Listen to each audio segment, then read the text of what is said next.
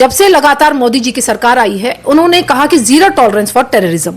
उन्होंने उसके लिए काम भी किया, ऑपरेशन ऑल आउट चला है। मिलिटेंट्स जो पाकिस्तान से आ रहे हैं या कहीं से भी आ रहे फॉरेन मिलिटेंट्स हैं, जब तक उनको यहाँ का कोई गाइड नहीं मिलेगा, यहाँ का कोई लोकल सपोर्ट नहीं मिलेगा, मुझे लगता है कि वो ना टारगेट किलिंग कर पाएगा, ना ही यहाँ की रूपरेखा को समझ पाएगा। ये नहीं बोलेगा कि ये इंटेलिजेंस फेलियर है। ठीक है, उन्होंने स्ट्रेटेजी अगर अपनी चेंज की है, कश्मीर छोड़कर वो जम्मू की तरफ रुक कर गए हैं, मुझे लगता है कि हमारी सिक्योरिटी फोर्सेस को भी अपनी स्ट्रेटेजी चेंज करनी पड़ेगी। पंडितों का विस्थापन कब हुआ था? 90s के दौरान। तो आप समझ सकते हैं क्या स्टेटहुड नहीं था? 14 में जब बीजेपी आई थी, कहा हम कश्मीर पंडितों को घर पहुंचा देंगे, पहुंचा दिया घर पे। अभी आपका सवाल मेरे पे क्या है कि आपने कहा कि भाई मिलिटेंसी खत्म। आपने खुद कश्मीरी पंडितों की बात की। कश्मीरी पंडितों की बात मैं इसलिए कर रही हूँ क्योंकि उनका विस्थापन इन सरकारों में हुआ है। कश्मीर और जम्मू में भेदभाव पिछली सरकारों ने किया है, ये तो आप मान लीजिए। जो फंड सेंटर से आता था वो सारा पैसा या तो इनकी तिजोरियों में जाता था सरकार की, तो या थोड़ा बहुत कश्मीर में लगाया जाता था। जम्मू का पता था कि ये राष्ट्रवादी हैं, ये हिंदूवादी हैं, तो इस एंगल से यहाँ पर पैसा नहीं लगता था। 14 के बाद आपकी हुकूमत थी, आप ही लोग जम्मू के लिए कुछ बेहतर कर देते। अगर ऐसी बयानबाजी करने से उनको मोटिवेशन मिलती है, पाकिस्तान को लगता है कि हमारी एक पार्टी है जो हमें शेल्टर कर रही है।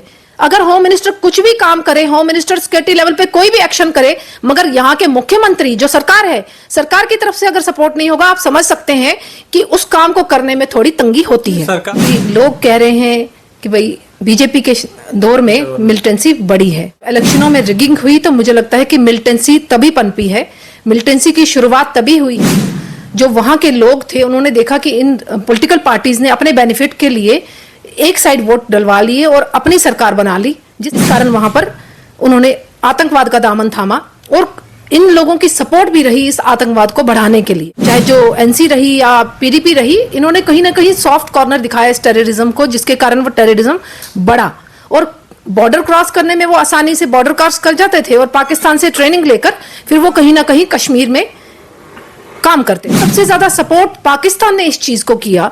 पाकिस्तान ने जम्मू कश्मीर की तबाही के लिए लगातार इतने सालों से यहाँ पर अपने मिलिटेंट्स को भेजने का, टेररिस्ट को भेजने का यहाँ माहौल बनाया ताकि यहाँ पे उथल पुथल बनी रहे और जम्मू कश्मीर में शांति का माहौल ना रहे। ये पाकिस्तान तो जिम्मेवार है ही है, मगर कहीं ना कहीं यहाँ की रीजनल पार्टीज भी इसके लिए जिम्मेवार हैं, जिन्होंने 70 साल तक इस मिलिटेंसी के लिए कोई सख्त कदम नहीं उठाए, जिनका सॉफ्ट कॉर्नर आज भी असेंबली में दिखता है कि पाकिस्तान के साथ बात होनी चाहिए, जो कहीं ना कहीं सॉफ्ट कॉर्नर दिखाते थे कि पत्थरबाजों को छोड़ा जाना चाहिए। ये सब आप देख सकते हैं कि मिलिटेंसी की शुरुआत कब हुई।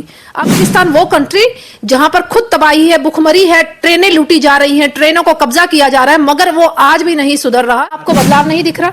क्या आपको लग नहीं रहा? हमें बदलाव दिखा है। हमें कश्मीर में पहले मिलिटेंसी अटैक हो रहे हैं, अब जम्मू में हो रहे हैं और शहर में हो रहे हैं। ये बदलाव हो रहा है। जम्मू हो या कश्मीर हो, हमारे लिए दोनों बराबर हैं। हम चाहते हैं कि पूरे जम्मू कश्मीर से मिलिटेंसी की खात्मा किया जाए। जम्मू कश्मीर में सबसे ज्यादा मिलिटेंट अटैक्स बीजेपी के दौर में हो रहे हैं। ये इल्जाम तब बीजेपी लीडर्स पर लगाए गए जब कठुआ के अंदर बीजेपी लीडर्स उन लोगों की सिंपैथी के लिए वहां पहुंचे थे जिन्होंने कठुआ के अंदर अस्करियत पसंदों के हमले के दौरान जो है शहादत दी है। मेरे साथ बातचीत करने के लिए मौजूद है बीजेपी स्पोक्स पर्सन रजनी सेठी जी। इनसे बातचीत करने की कोशिश करेंगे।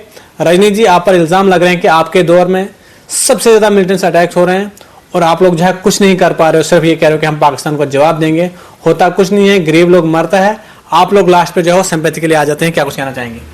सबसे पहले मैं अपने जो शहीद हुए हैं हमारे कांस्टेबल्स, जो पुलिस के अधिकारी, कहीं ना कहीं एक दिल को दहलाने वाली घटना हुई है। मैं दिल की गहराइयों से उनको श्रद्धांजलि देना चाहूंगी और शत शत नमन करना चाहूंगी जिन्होंने देश के लिए अपना बलिदान दिया। अब आपका सवाल है कि लोग कह रहे हैं कि भाई बीजेपी के दौर में मिलिटेंसी बढ़ी है। आप पिछली हिस्ट्री खोल लीजिए, मिलिटेंसी कब पीक पे थी। आपको याद होगा कि शुरुआत कहां से हुई मिलिटेंसी की, जब एनसी की सरकार कश्मीर में रही है और उस दौरान जब इलेक्शनों में रिगिंग हुई, तो मुझे लगता है कि मिलिटेंसी तभी पनपी है। मिलिटेंसी की शुरुआत तभी हुई है क्योंकि जो वहां के लोग थे, उन्होंने देखा कि इन पॉलिटिकल पार्टीज ने अपने बेनिफिट के लिए एक साइड वोट डलवा लिए और अपनी सरकार बना ली, जिस कारण वहां पर उन्होंने आतंकवाद का दामन थामा और इन लोगों की सपोर्ट भी रही इस आतंकवाद को बढ़ाने के लिए। चाहे जो एनसी रही या पीडीपी रही, इन्होंने कहीं ना कहीं सॉफ्ट कॉर्नर दिखाया इस टेररिज्म को, जिसके कारण वो टेररिज्म बढ़ा और बॉर्डर क्रॉस करने में वो आसानी से बॉर्डर क्रॉस कर जाते थे और पाकिस्तान से ट्रेनिंग लेकर फिर वो कहीं ना कहीं कश्मीर में काम करते थे। और सबसे ज्यादा सपोर्ट पाकिस्तान ने इस चीज को किया। पाकिस्तान ने जम्मू कश्मीर की तबाही के लिए लगातार इतने सालों से यहाँ पर अपने मिलिटेंट्स को भेजने का, टेररिस्ट को भेजने का यहाँ माहौल बनाया ताकि यहाँ पे उथल पुथल बनी रहे और जम्मू कश्मीर में शांति का माहौल ना रहे। तो ये पाकिस्तान तो जिम्मेवार है ही है, मगर कहीं ना कहीं यहाँ की रीजनल पार्टीज भी इसके लिए जिम्मेवार हैं, जिन्होंने 70 साल तक इस मिलिटेंसी के लिए कोई सख्त कदम नहीं उठाए, जिनका सॉफ्ट कॉर्नर आज भी असेंबली में दिखता है कि पाकिस्तान के साथ बात होनी चाहिए, जो कहीं ना कहीं सॉफ्ट कॉर्नर दिखाते थे कि पत्थरबाजों को छोड़ा जाना चाहिए। ये सब आप देख सकते हैं कि मिलिटेंसी की शुरुआत कब हुई। अब मैं ये बात जरूर करना चाहूंगी कि जो मिलिटेंसी पहले होती थी वो कहीं ना कहीं आर्मी कैंप्स के ऊपर फिदाइन अटैक होते थे, बड़ी बड़ी वारदातों को अंजाम दिए जाते थे। और जब से लगातार मोदी जी की सरकार आई है, उन्होंने कहा कि जीरो टॉलरेंस फॉर टेररिज्म, उन्होंने उसके लिए काम भी किया। ऑपरेशन ऑल आउट चला है, कहीं जहां पे भी पाया जाता है संदिग्ध गतिविधि हो रही है, वहां पर हमारे आर्मी फोर्सेस ने, हमारे बीएसएफ ने, हमारी पुलिस ने लगातार अपना भूमिका निभाई है और उसको खत्म करने की पूरी कोशिश की है। मगर समाज का भी एक दायित्व बनता है, मगर लोकल का भी एक दायित्व बनता है जो मिलिटेंसी को शेल्टर कर रहे हैं। आप समझ सकते हैं कि जब तक मिलिटेंट्स जो पाकिस्तान से आ रहे हैं या कहीं से भी आ रहे फॉरेन मिलिटेंट्स हैं, जब तक उनको यहाँ का कोई गाइड नहीं मिलेगा, यहाँ का कोई लोकल सपोर्ट नहीं मिलेगा, मुझे लगता है कि वो ना टारगेट किलिंग कर पाएगा, ना ही यहाँ की रूपरेखा को समझ पाएगा। ये इल्जाम कब तक लगाओगे आप लोकल्स पे? आप मुझे बताइए। वो कह रहे हैं इंटेलिजेंस फेलियर है, वो लोग नहीं देख पा रहे हैं, तो आम लोगों को क्या पता कौन कब आ रहा है, कहां से जा रहा है? यहाँ पर तो सिक्योरिटी फोर्स को पता। ऑफिसर ये नहीं बोलेगा कि ये इंटेलिजेंस फेलियर है। ठीक है, उन्होंने स्ट्रेटेजी अगर अपनी चेंज की है, कश्मीर छोड़कर वो जम्मू की तरफ रुक कर गए हैं, मुझे लगता है कि हमारी सिक्योरिटी फोर्सेस को भी अपनी स्ट्रेटेजी चेंज करनी पड़ेगी, जो फर्स्ट प्रायोरिटी है। और इस बार जो मुझे देखने को मिला, किस तरीके से उन्होंने ब्लड प्रूफ ट्रैक्टर्स में जाकर जंगलों में जाने का काम किया, डॉग स्कैड कर रहा है, जो हमारी सिक्योरिटी फोर्सेस के हाथों में है वो सब काम हो रहे हैं। हम सिक्योरिटी फोर्सेस के ऊपर सवाल खड़ा नहीं कर सकते, क्योंकि हमारे सिक्योरिटी फोर्सेस ही अपनी शहादत देकर हम लोगों को बचा रहे हैं। और खासतौर से जम्मू कश्मीर एक सेंसिटिव स्टेट है, यहाँ पर हमें बड़े एहतियात बरतनी पड़ती है कि हम कोई ऐसा कदम ना उठाए कि पाकिस्तान को मौका मिले। यहाँ पर पाकिस्तान वो कंट्री जहां पर खुद तबाही है, भुखमरी है, ट्रेनें लूटी जा रही हैं, ट्रेनों को कब्जा किया जा रहा है, मगर वो आज भी नहीं सुधर रहा। ये आप नहीं कह सकते कि भाई भाजपा कुछ कर नहीं रही। आप समझ रहे हैं कि होम मिनिस्ट्री इस टाइम सक्रिय है, लगातार मीटिंग्स हो रही हैं किस तरीके से इसको खत्म किया जाए। और मुझे लगता है कि कल के लोग कह रहे हैं अभी तक एक ट्वीट नहीं आया, ना होम मिनिस्टर की जानब से ना प्राइम मिनिस्टर की जानब से। देखिए, मैंने अभी ऐसा कुछ देखा नहीं है। डीजी की तरफ से जो बयान सुना मैंने, उन्होंने कहा जब तक हम मिलिटेंसी को खत्म नहीं करते, इसको निस्तो नाबूद नहीं कर देते, तब तक हम नहीं बैठेंगे। रीजनल पॉलिटिकल पार्टी तक पर जो है आप कब तक इल्जाम लगाओगे? 5 जगह 2019 के बाद तो यूनियन टेरिटरी है, फिर भी आप लोग क्या आपको बदलाव नहीं दिख रहा? क्या आपको लग नहीं रहा? हाँ, हमें बदलाव दिखा है। हमें कश्मीर में पहले मिलिटेंस अटैक हो रहे हैं, अब जम्मू में हो रहे हैं और शहर में हो रहे हैं। ये बदलाव हो रहा है। जम्मू हो या कश्मीर हो, हमारे लिए दोनों बराबर हैं। हम चाहते हैं कि पूरे जम्मू कश्मीर से मिलिटेंसी की खात्मा किया जाए। उसके लिए एनआईए की रेट्स बढ़ रही हैं। उसके लिए आप कह रहे हो हालात बेहतर हो गए, मिलिटेंसी खत्म होगी। नहीं, बिल्कुल नहीं। हमने 70 से 80% मिलिटेंसी को खत्म कर दिया है और जो कुछ गिने चुने हैं उनको भी कुछ दिनों में खत्म कर दिया जाएगा। ये अपनी आखिरी सांस ले रहे हैं। आप समझ सकते हैं कि मैं यही कह रही हूं कि कश्मीर और जम्मू में कहीं पे भी अटैक नहीं होना चाहिए। हमारे लिए दोनों रीजन बराबर हैं, उसके लिए हम काम कर रहे हैं। अब मैंने यही बात आपसे कही कि सिक्योरिटी फोर्सेस को अपनी स्ट्रेटेजी चेंज करनी पड़ेगी और हमारे लोकल लीडर्स को। अब आप मुझे कह रहे हैं कि यहाँ के रीजनल पार्टीज को क्यों फोकस करें? देखिए, कुछ दिन पहले बजट सेशन में उन्हीं के एक नेता कह रहे हैं कि हमें पाकिस्तान से बात करनी पड़ेगी। जो पाकिस्तान यहाँ मिलिटेंट भेज रहा है, जो हमारे जवानों को शहीद कर रहा है, उनसे बात करने का क्या मतलब? क्यों उमर अब्दुल्ला जी ने असेंबली में उनको रोका नहीं, उनके खिलाफ कोई एक्शन नहीं किया कि हमारे मंत्री ऐसी बयानबाजी क्यों कर रहे हैं?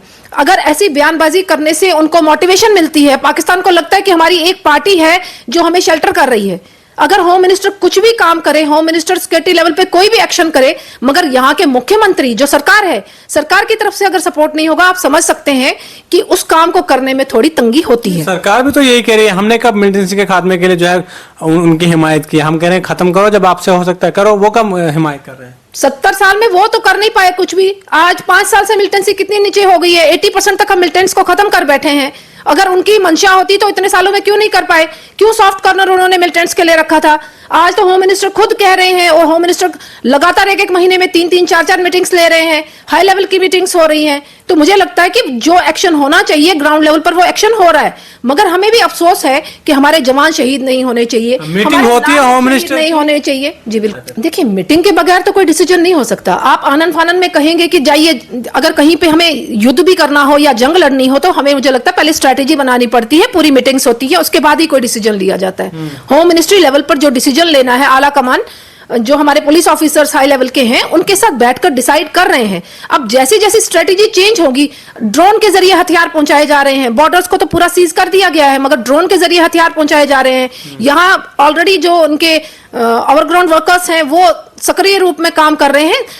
फिलहाल जो मुझे देखने को मिल रहा है, इनको सख्ती करनी पड़ेगी, ओवरग्राउंड वर्कर्स जो हैं इनको नजर रखनी पड़ेगी, सिक्योरिटी फोर्सेस को अपना काम बढ़ाना पड़ेगा, ये देखने वाली चीज जरूर है। लोकल्स कौन है, क्या है, और उनके लिए क्या सख्त से सख्त कार्रवाई हो, ऐसा एक्शन करने की जरूरत है, ताकि एक मैसेज चला जाए सभी लोगों को कि अगर वो मिलिटेंसी को सपोर्ट करेंगे या टेररिज्म को सपोर्ट करेंगे या टेररिस्ट को पनाह देंगे, उनके खिलाफ सरकार सख्त कदम उठाएगी। ये देखने की जहां आप एक तरफ हुकूमत को जो है वो निशाना बना रही है, आपको नहीं लगता कि अगर स्टेटहुड रेस्टोर कर दिया जाए तो आपको जो है कोई जवाब देना ही नहीं पड़ेगा, हुकूमत जवाबदेह होगी, लेकिन आप लोग स्टेटहुड नहीं बहाल करो तो आपको जवाब देना पड़ेगा? मेरे भाई, मुझे एक बात बताइए, इतने सालों में यहाँ पर 70 सालों से स्टेटहुड थी, क्या मिलिटेंसी नहीं थी? स्टेटहुड के दौरान 87 की रिगिंग हुई है, आप भी जानते हैं। आप, मुझे लगता है, उस समय शायद पैदा हुए होंगे, आपने हिस्ट्री अपनी देखी होगी कि कश्मीर में क्या हुआ था। कश्मीरी पंडितों का विस्थापन कब हुआ था? 90s के दौरान।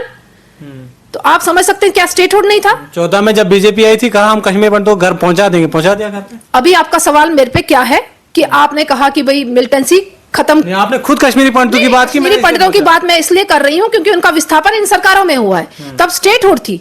स्टेटहुड के दौरान जम्मू के साथ क्या भेदभाव किया गया था? अगर वहां यूनिवर्सिटी बनती थी, यहाँ नहीं बनती थी, यहाँ वहां हॉस्पिटल बनता था, यहाँ नहीं बनता था। ऐसा कुछ नहीं है, बराबर बनते थे। कब? बिल्कुल ऐसा है, आपको नहीं पता लग रहा है, मगर हमने देखा हुआ है। अभी आप समझ सकते हैं, टूरिज्म की प्लेसेस जो कश्मीर में है, क्या जम्मू में आपको दिख रही हैं?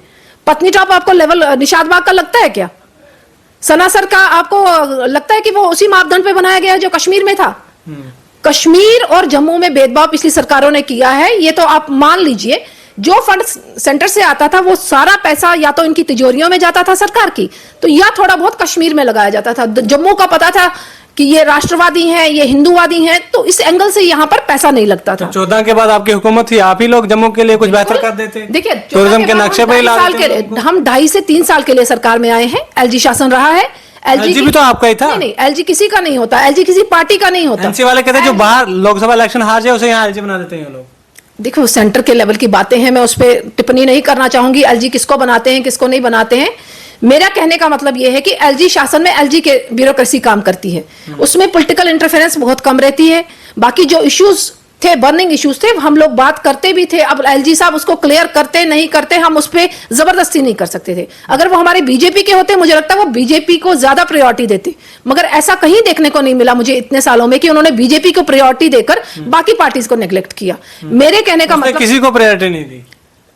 वो एलजी साहब के दायरे में क्या क्या आता होगा मैं उस पर टिप्पणी नहीं करना चाहूंगी, मगर कहीं ना कहीं ये जरूर कहना चाहूंगी, अब वो समय चला गया। अब पिछले 5 महीने से यहाँ सरकार बन गई है और लोगों को उम्मीदें हैं कि 7 साल के बाद सरकार बनी है, ये सरकार हमारी उम्मीदों पर खरा उतरेगी, ये सरकार हमारी जो अपेक्षाएं हैं, जो डिमांड्स हैं, उनको पूरा करेगी। तो मुझे लगता है कि मुख्यमंत्री जी को भी कोई स्टेप उठाने की जरूरत है, चाहे अपने मंत्रियों के ऊपर नकेल कसने की, चाहे जम्मू को बराबरी का अधिकार देने की, ताकि एक मिसाल कायम हो सके कि जम्मू को जो लगता था कि आप भेदभाव करते हैं और जो आप लोगों ने मिलिटेंसी के दौरान पाप किया था कश्मीरी पंडितों का वहां से विस्थापन करने का, तो वो कहीं ना कहीं ऐसा कुछ करें ताकि उनकी गलती का उनको एहसास हो पाए। मैं जरूर कहना चाहूंगी।